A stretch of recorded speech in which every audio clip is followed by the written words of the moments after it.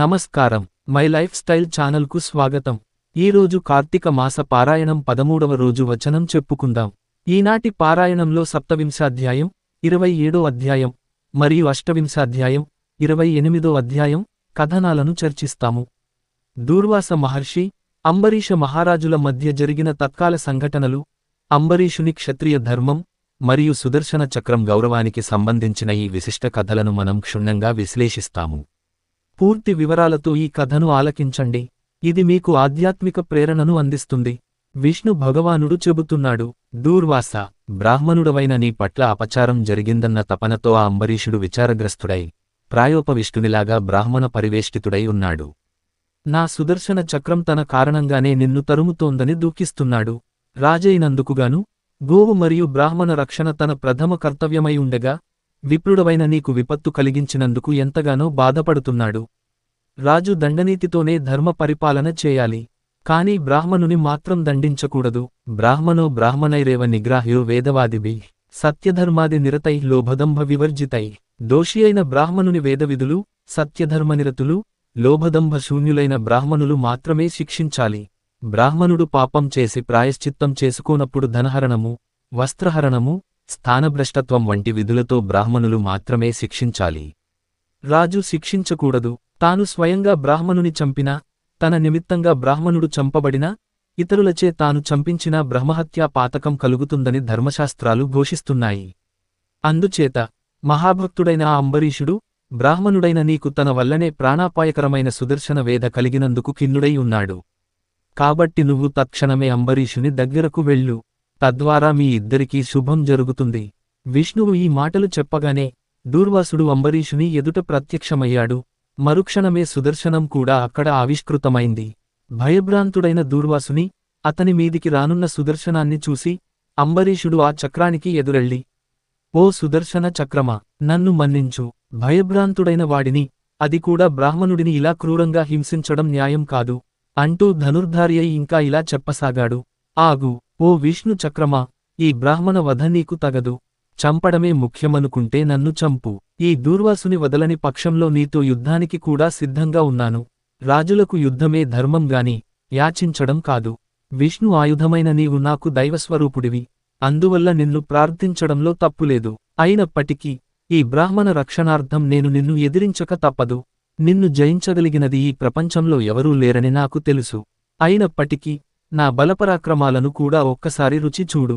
మరికొన్నాళ్ల పాటు ఆ శ్రీహరి చేతిలో బ్రతకదలచుకుంటే శరణాగతుడైన దూర్వాసుని వదిలిపెట్టి వెళ్ళిపో.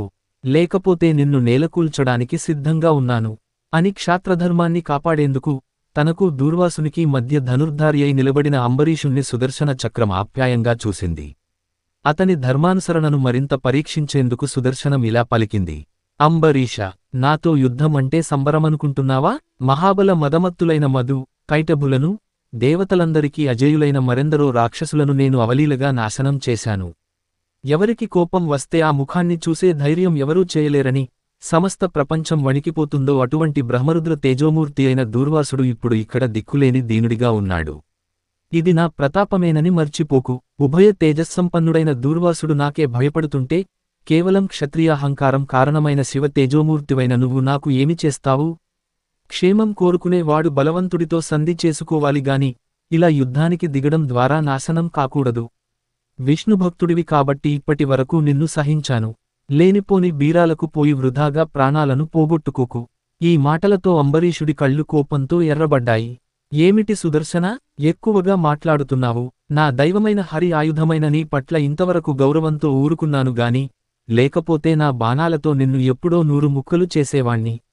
దేవతలైనా, బ్రాహ్మణులైనా, స్త్రీలు శిశువులైనా, ఆవులైనా నా బాణప్రయోగానికి గురికావు. నువ్వు దేవతగా ఉన్న కారణంగా ఇంకా నా క్రూర నారాచ ఘాతాల రుచి అనుభవించలేదు. నీకు నిజంగానే పౌరుషముంటే నీ దివ్యత్వాన్ని వదిలి క్షాత్రధర్మానికి అనుగుణంగా పురుషరూపుడై యుద్ధానికి సిద్ధమవు అంటూ సుదర్శన చక్రాన్ని లక్ష్యంగా చేసుకుని ఏకకాలంలో 20 బాణాలను వదిలాడు అంబరీషుడు.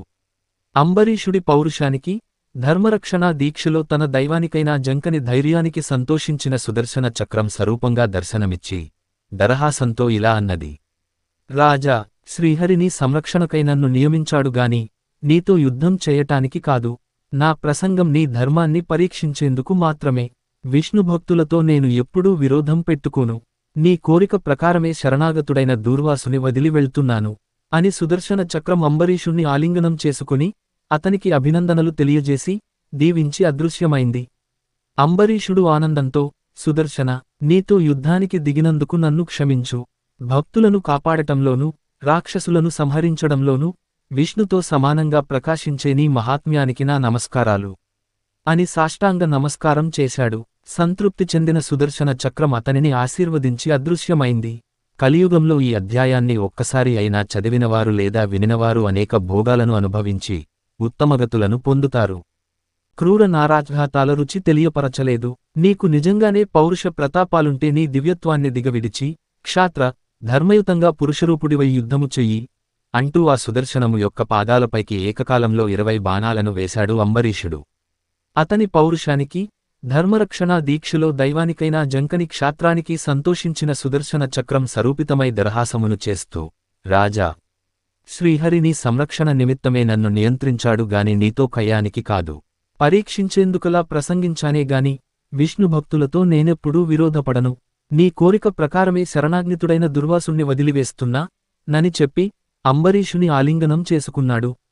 అంతటితో అంబరీషుడు ఆనందితుడై, సుదర్శన, నీతో యుద్ధానికి దిగినందుకు నన్ను క్షమించు. భక్తులను పాలించడంలోనూ రాక్షసులను సంహరించడంలోనూ విష్ణుతుల్య ప్రకాశమానము ప్రాణప్రయాణ కష్టహరణ శీలము అయిన నీ ఉత్కృష్టతకివే నా నమస్కారాలు అంటూ సాష్టాంగ నమస్కారం చేశాడు. సంతసించిన సుదర్శనుడు అంబరీషుని లేవనెత్తి అభినందించి దీవించి అదృశ్యుడయ్యాడు. కలియుగ కార్తీకములో ఈ అధ్యాయాన్ని ఒక్కసారైనా చదివినా విన్నా అనేక భోగాలను అనుభవించి అంత్యాన ఉత్తమగతులను పొందుతారు.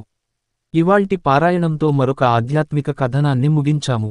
కార్తీక మాసంలో ఈ అధ్యాయాలను వినడం వల్ల మీరు ఆధ్యాత్మిక శాంతిని పొందుతారని మన ప్రాచీన గ్రంథాలు చెబుతున్నాయి. మాతో ఇలాంటి మరిన్ని కథనాలు అనుభవించడానికి మా ఛానల్ను సబ్స్క్రైబ్ చేయండి, వీడియోకు లైక్ చేయండి, మరియు మీ అభిప్రాయాలను కామెంట్స్లో పంచుకోండి. మీ మిత్రులందరికీ షేర్ చేయడం మర్చిపోవద్దు. మరొక విశిష్ట పారాయణంతో మళ్ళీ కలుద్దాం. ధన్యవాదాలు. జై శ్రీహరి.